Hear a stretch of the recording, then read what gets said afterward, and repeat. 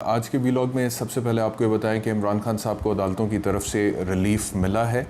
और तमाम मुकदमात में इमरान खान को 10 रोज़ तक गिरफ़्तार ना करने का हुक्म सादर किया है अदालत ने। नंबर 1। नंबर 2 ये कि जो अलकादर ट्रस्ट केस है उसमें 19 जून तक इमरान खान साहब को ज़मानत मिली है। और तीसरा ये कि अलकादर ट्रस्ट केस ही जो है जिसमें 190 मिलियन पाउंड के हवाले से हुकूमत कहती है कि इमरान खान ने करप्शन की है मुबैना तौर पे, उसमें जो इमरान खान की अहलिया बुशरा बीबी हैं, क्योंकि उनसे भी तफ्तीश हो रही थी और वो उन्होंने भी नैब प्रोसीडिंग्स का वो हिस्सा वगैरह बनी थी और उसमें उन्होंने भी ज़मानत वगैरह फ़ाइल की हुई थी और उनको ज़मानत मिली भी थी। तो आज जब वो अदालत में 31 मई को पेश हुई हैं, इससे पहले उनको ज़मानत कोई 7-8 दिन की मिली थी मेरे ख्याल में, तो आज उन्होंने दोबारा पेश होना था। आज जब वो पेश हुए हैं वहाँ पे तो सर्टनली जब आप ज़मानत फ़ाइल करते हैं तो ज़मानत में तौसीक़ की आप दरख्वास्त करते हैं, उसकी कॉन्फर्मेशन के हवाले से जो भी दलाइल आपके वकला ने देने होते हैं वो देते हैं। लेकिन आज जब वो वहाँ पर पेश हुए हैं तो नैब का जो तफ्तीशी अफसर है उसने कहा है कि हमें बुशरा बीबी की गिरफ़्तारी मतलूब नहीं है। तो जब उन्होंने ये कह दिया कि हमें बुशरा बीबी की गिरफ़्तारी मतलूब नहीं है तो इसका मतलब यह है कि उनको ज़मानत की भी ज़रूरत नहीं है। नॉर्मली इसी तरह होता है कि जब अदालतों में कोई भी मुल्ज़िम हो उसको ज़मानत के लिए वो अप्लाई करता है तो उसी सूरत में ज़मानत मिलती है या ज़मानत की ज़रूरत ही तब पेश आती है जब पुलिस की तरफ से गिरफ़्तार होने का ख़दशा हो। देयर इज़ वो कानूनी ज़ुबान में बोलते हैं there is an imminent apprehension of arrest at the hands of the police.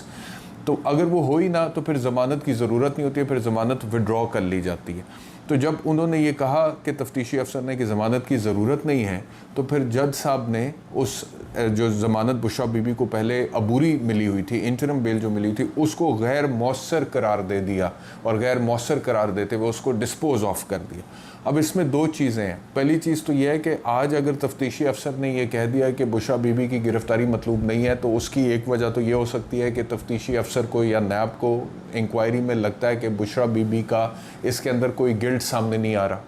यही वजह हो सकती है ना। मिसाल के तौर पे जो बंदा गिल्टी है,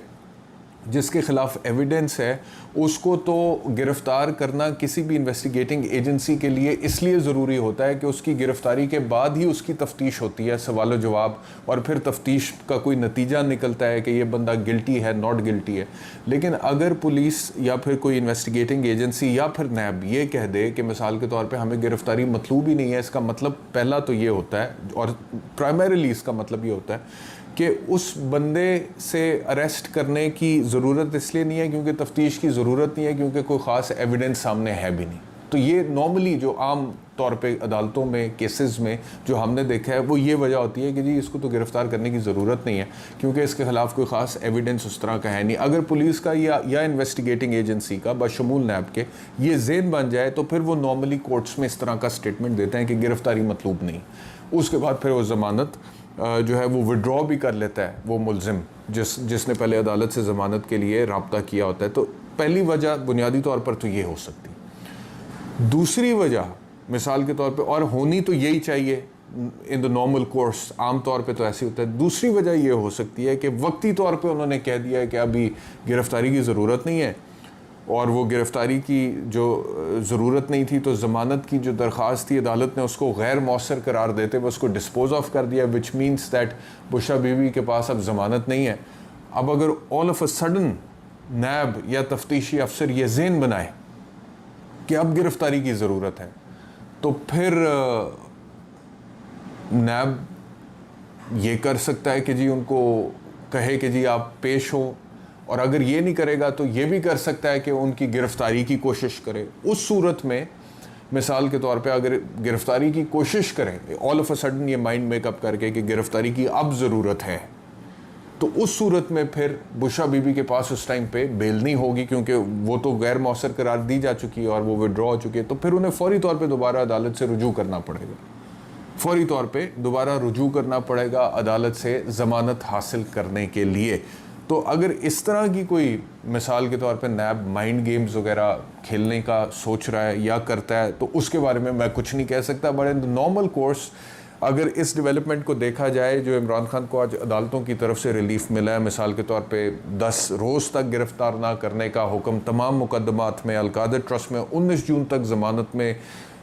तोसी हो गई है और बुशरा बीबी के हवाले से तो यही कह दिया कि गिरफ्तारी की ज़रूरत नहीं है और ज़मानत की एप्लीकेशन ही गैर मौसर है। तो आज का दिन कानूनी एतबार से अदालती तौर पे इमरान खान साहब के लिए और बुशरा बीबी के लिए बहुत अच्छा रहा, अच्छी डेवलपमेंट्स हुई हैं। अच्छा, दूसरी तरफ मैं देख रहा था कि इरफान कादिर साहब जो है special assistant to prime minister, उन्होंने 190 million pound Alqadir trust case जो है उसके हवाले से एक प्रेस टॉक की है और उन्होंने कहा है कि मैं ये प्राइम मिनिस्टर से डिस्कस करूंगा कि सुप्रीम कोर्ट से पैसा कैसे रिकवर करना है। अच्छा, मैंने बहुत देर पहले, कुछ अर्सा पहले इसके ऊपर एक वीलॉग किया था अलकादिर ट्रस्ट केस पे, और मैंने तब ये बात की थी कि ये जो अलकादिर ट्रस्ट केस है 190 मिलियन पाउंड जिसके हवाले से हुकूमत कहती है कि इमरान खान ने करप्शन की है,